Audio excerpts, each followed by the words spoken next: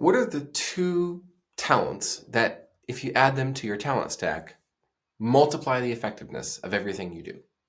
Let's find out. I'm Joshua Lisec, host of Daily Persuasion. I am the New York Times bestselling author, co-author, as well as a ghostwriter of more than 95 books on all subjects, including those you haven't even heard of.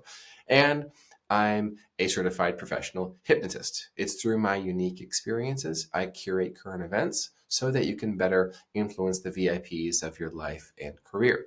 I like to pull from user-generated content on the regular. And this was a comment, today's video, recently came in. Here we go. From Eric 81766. Two things that seem to work as multipliers for everything else one does. Yes, that's correct. 1, hypnosis.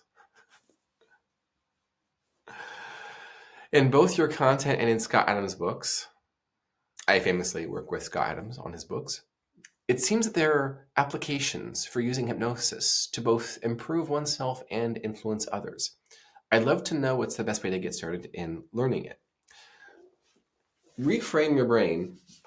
This book right here that I did with Scott Adams, Reframe Your Brain, the User Interface for Happiness and Success. This is practical personal development hypnosis for every area of your life. I don't think we use the word hypnosis more than a couple of times, but it's practical self-hypnosis to improve every areas of your life. And really what hypnosis is new language, new ways to think more productively about an area of your life. But the change in belief, opinion, value, behavior was within the subconscious mind, not within the conscious mind. So by giving the subconscious mind new information, you're able to change patterns of behavior. Now the person asked, what's the best way to get started in learning it? Start with Reframe Your Brain. After that, read the book Monsters and Magical Sticks. It's been out of print for almost 40 years. Monsters and Magical Sticks. That book, after you read Reframe Your Brain, will teach you a bit more of the theory behind the practice. See, the best way to learn something, in my experience, is through practice. Not through theory first, not through abstract, but through the concrete. It's like teaching a small child to play golf by, here's a picture book on playing golf, here's a video about golf, versus here is a golf club. In this scenario, Reframe Your Brain is the golf club. Just start practicing it, just start using it, and then go to Monsters and Magical Sticks. And then from there, you will get a sense of in what area you want to better apply more persuasion from hypnosis. Do you want to go into like a clinical context and work directly with patients? I do that. I also apply it directly to all of the books that I ghostwrite. I think of books that I write as long-form self-hypnosis scripts. I hypnotize my readers on behalf of the clients who hire me to ghostwrite their books for them and edit them with them. And the result being that we permanently change readers' beliefs around the subject matter forever. And one of the beliefs that we will often implant is, I need to hire this author and work with him directly. That's a very valuable belief to implant. I'm the only certified professional ghostwriter via Cal State Long Beach, who is also a certified hypnotist through the National Guild of Hypnotists. Only one who has those in the world. And I find that to be an incredible value stack right there. Now, the second of the two skills following hypnosis is stand-up comedy.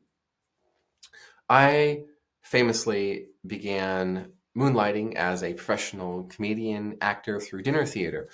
This is so I began acting in 2012, 2013, and my professionals on my paid gigs were 2014, 2015, and 2016, that period there. And then shortly after, I gave my TED Talk in 2017. And I've been speaking a lot recently on political, socio-political stuff at Republican events, conservative events, and sort of that alliance. And I've spoken most recently to crowds of a few hundred and even a few thousand people. That's always fun. Pertaining to my books like Unhumans, The Secret History of Communist Revolutions and How to Crush Them, which of course was a New York Times bestseller and the most important book, objectively speaking, of the presidential election season. And that is not an exaggeration. The rest of the stand-up comedy comment is, I thought of this while watching a video of Jon Stewart discussing stuff. He doesn't back down. I think doing crowd work where you're dealing with handling an entire audience who might not all like what you said, any kind of one-on-one discussion must feel so easy by comparison because you've developed the resilience to handle criticism and dissent. Yes, and when you're working a crowd and you're scripted, you can in real time tell when you're losing people. And you can single out individuals to bring back if they're goofing off on their phone or they're focusing on their spaghetti and meatballs, for example, because it's at the dinner theater is the context that I did across Southwest Ohio.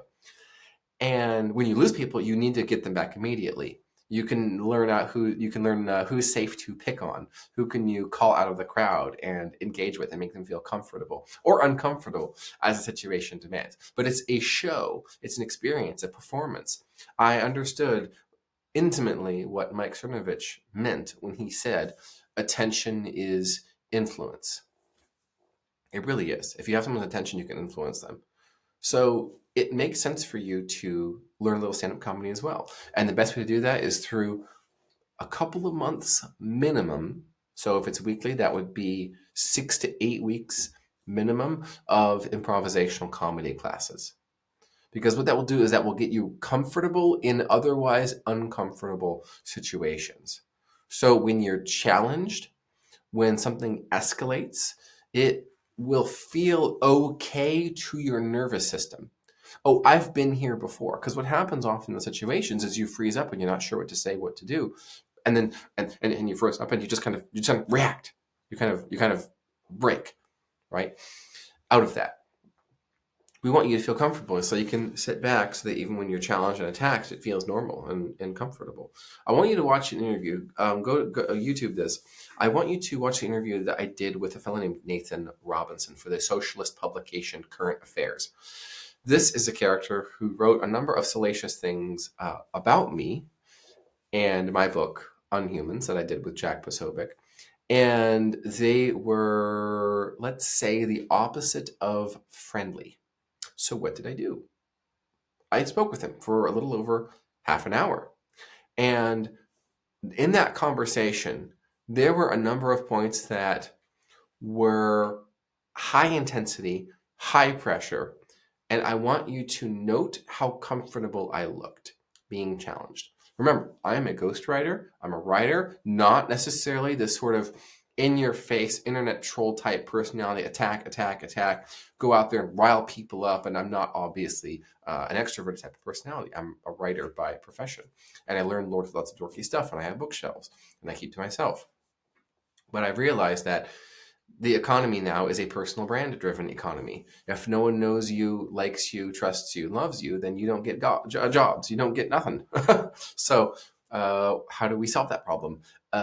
We have to become famous, niche famous at the minimum. And that means we need all the skills that we could possibly build, like hypnosis and stand-up comedy.